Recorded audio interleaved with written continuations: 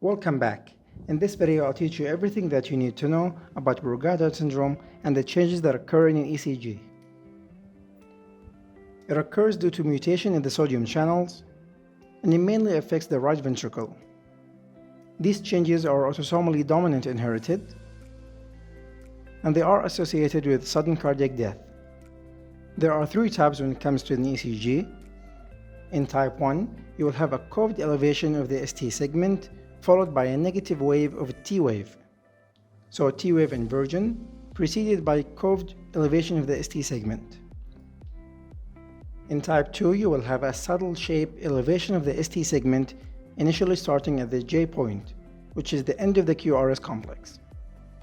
And this normally occurs more than 1 millimeter away from the J point. But if it was less than 1 millimeter at the J point, this is known as type 3. The cause of this syndrome is a mutation in the SCN5A gene. This is autosomal dominant, and like we said, proposes a risk of sudden cardiac death. The patient will complain of dizziness, some syncope attacks, and grasping or labored breathing, especially at some nights. They will complain of suddenly waking up from sleep, being not able to breathe, or grasping for air. They will also have palpitation, or sometimes arrhythmia, and some chaotic heart beats. In certain cases, the patients might have seizures.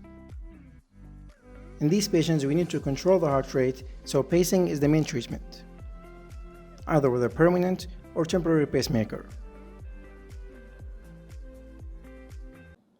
Our ECG course contains all the changes that can occur in an ECG, and it helps you become an ECG expert, so that you can recognize any ECG that you might come across.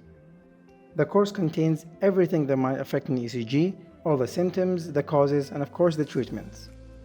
It also has plenty of quizzes to test your knowledge and make sure that you cement these informations and be able to answer any question about an ECG. You can access the course using the link in the description or in the pinned comment.